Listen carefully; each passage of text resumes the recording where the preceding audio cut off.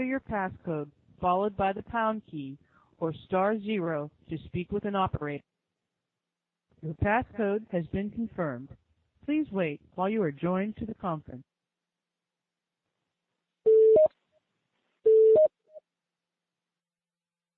Hello? Hey, Stuart. Yeah, hello. Stuart here. Hey, it's Bruce. Bruce, how you doing? All right. I'm not sure if we're the only two on right now or not. Bruce, don't say anything too bad. I'm here with Matt. Hi, Bruce. I'll keep it clean. Do you want to talk about cheese? Cheese? Cheese in a can. Cheese, but what about that McDonald's at the Pentagon, eh? Oh. I've told so many people, no one believes me. Really? Yeah? You mentioned that picture. Face with the McDonald's in the middle. It's just incredible.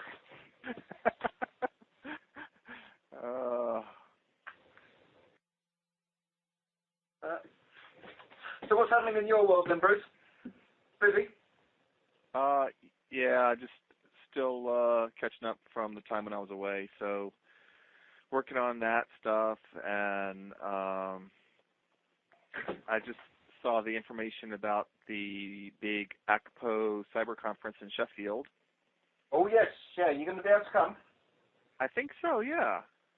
Good. I mean, we're I think we're sort of almost en masse going to be going up to it, so it should be quite a good event. Oh yeah, it sounds good. You've got John Greaves speaking at it. I don't know if you've ever met him, but he's a lovely man. Really? Oh yeah, yeah. One of true sort of old school detective, and he's mad as a box of frogs.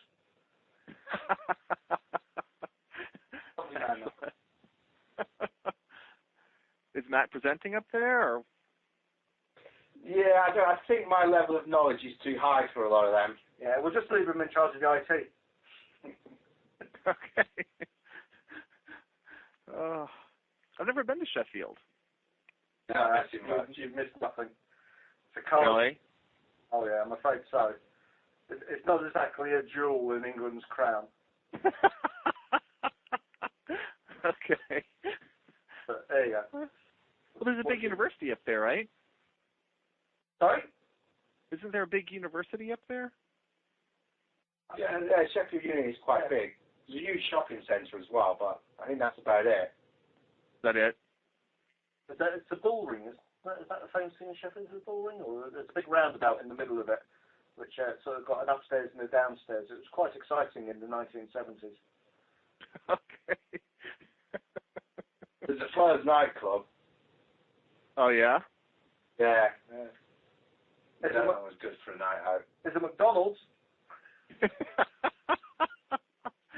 Oh, great. I look forward to that. There's no Dunkin' Donuts, though, because they're pure Chicago.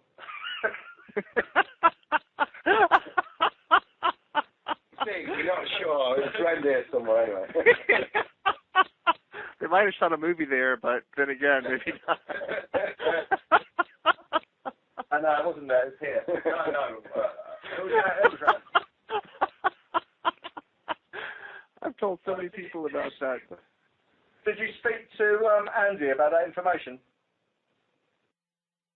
No, not yet. I've not. Okay. No, well, that's good, because it's only just dawned on me. I forgot to mention it to him. I went in to see him, but he was in a phone call, so I didn't actually forewarn him. But I'll do that straight after this. I reached back out to our Washington field office and told them that Andy was a good point of contact.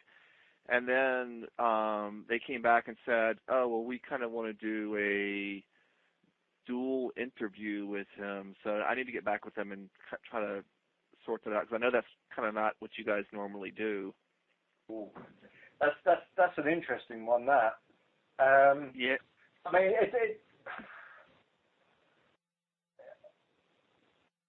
he's 18 years old, isn't he? He's 18, he says, yes. Okay, well, I mean, it's a step in the right direction there then.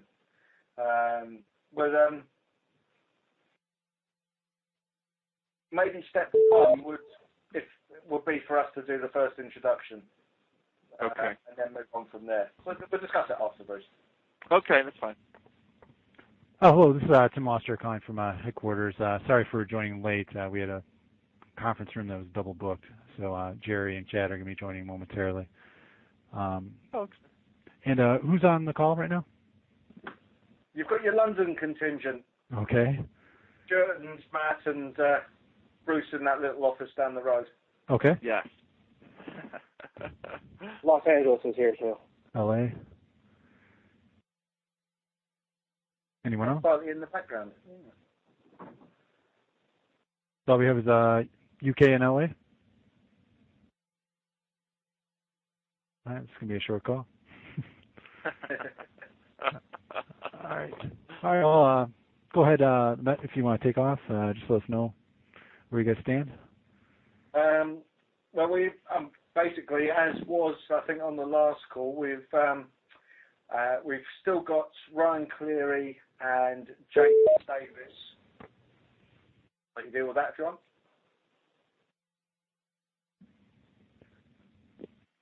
Go ahead. I think somebody just hopped on. Hey, sorry, it's Chad Hunt from the FBI. Yeah, okay. As I say, the situation this was really, we've got Ryan Cleary and Jake Davis due at court on the 27th.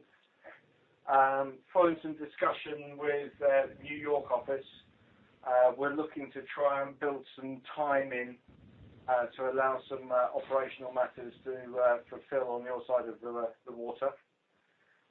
So we've set back the further arrests of Kayla and T-Flow, that being and until we know what's happening. We've got our prosecution counsel making an application in chambers, i.e. without the defence knowing, to seek a way to try and factor some time in that won't look suspicious. Okay. How much time do you think is reasonable that they'll be able to? I've gone and said 8 weeks. Okay. If they come back and say they only give us 6, then I think it still helps you guys out. Yeah. But I've said for 8 weeks in the first instance. We have got Ryan Cleary's indecent images, which have been found partly by our guys and partly by the USAF team who looked at his hard drive. So what we're going to propose is that they get dealt with first. Historically, they're the older offences, and then that would take 6 to 8 weeks before we then rolled on to the second half of it. But it's down to the trial judge really how he wants to play it. Okay. And I just want to express our gratitude for being flexible on this. I know I know New York appreciates it, and FBI as a whole. Hey, we're here to help. We appreciate that.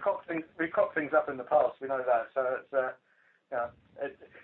So it gives us more time to examine the chat logs in any event. So it's not that much of a hardship. Okay. Well, that's great. Is there anything else? Just one thing. The lad who was CSL Sec is his real name, known as Tawongs. He was of interest to one of the guys at New York. He got arrested just before Christmas for I think DDoSing his school, and then he did some stuff over the Christmas break on the supposed Project Mayhem or whatever the hell that was, Operation Fuck You, where he hacked a website. I think it was a Manchester Credit Union, which is actually based in Jamaica, and he faced their site. He's a 15-year-old kid who's basically just doing this all for attention and a bit of an idiot. But what he has done, which is kind of curious, is written a statement through, it looks, his school, basically explaining how he came to become a hacker and what things he has done. So we're just researching that. One of the ones he has claimed credit for in this statement is a thing called Steam, which is some sort of gaming site with 32,000 usernames and logins and credit card details, which he's suggesting he's had off. I don't know if that's a job that any of you guys are dealing with, but if it is, we've got a statement, someone admitting to it. Yeah, that's fantastic. We actually do have a pending investigation looking into that compromise. And what was his name? His name's Okay. He goes by the moniker Tehwongs, TEHWONGZ.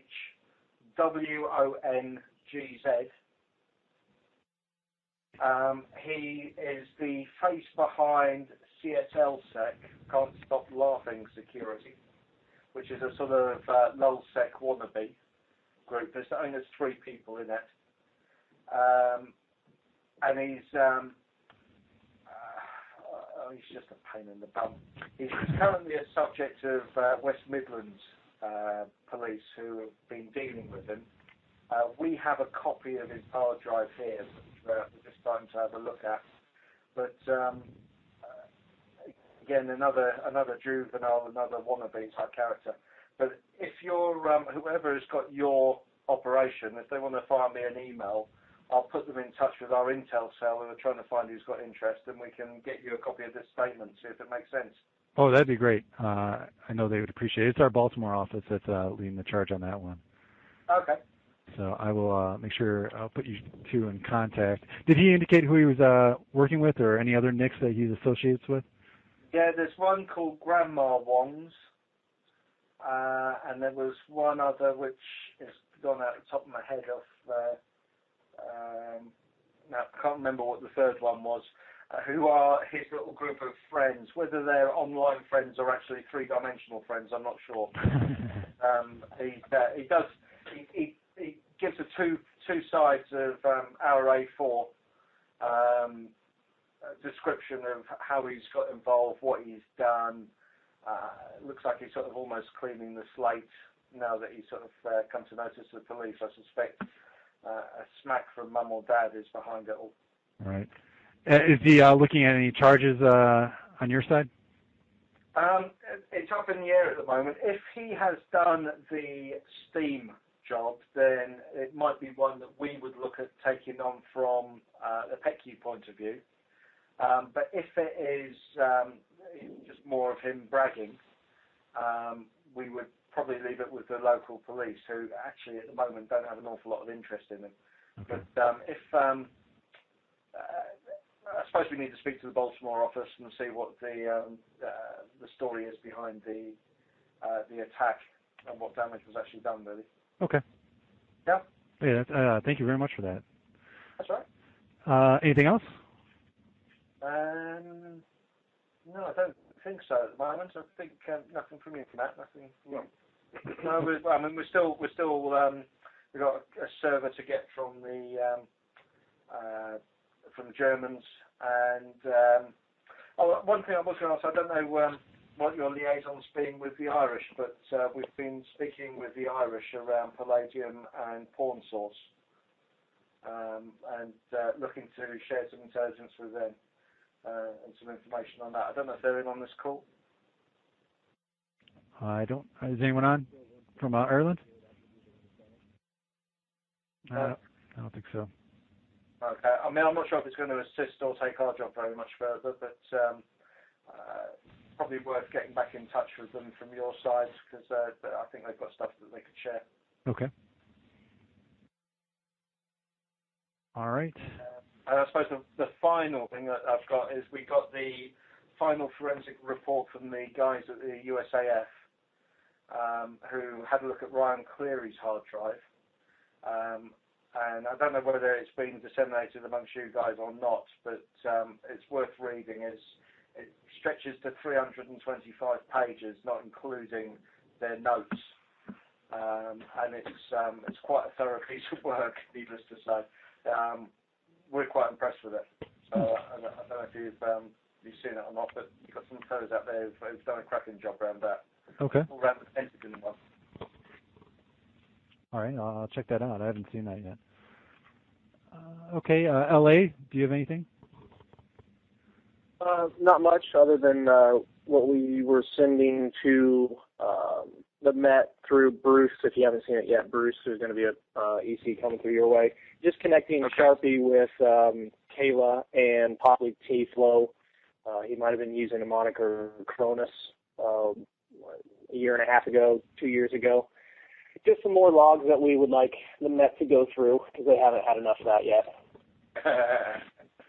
So are you saying that Cronus was T-flow or Sharpie?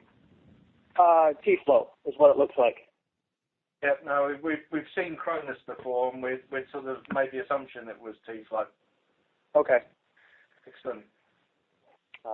So other than that, I think that we're just waiting for Cleary's ISP. That's about it. But it looks like we might have a little bit more time to wait on that.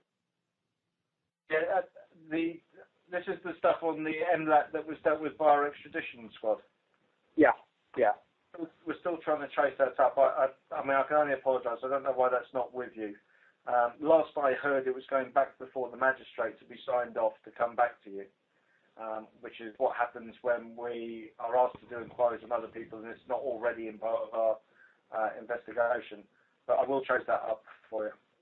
Yeah, no worries. I figured something just went through bar. We're just looking for the ISP. You know, his house went to that IP address, or the IP address went to the house. That's it. So we'll wait for that. No worries. That's it for LA. Okay. Did anyone join on late?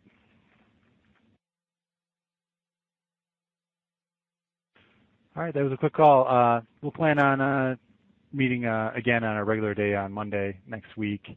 And thanks a lot for everyone for joining us. No problem. Okay. Bye-bye. Bye. Thank you. Bye. Good.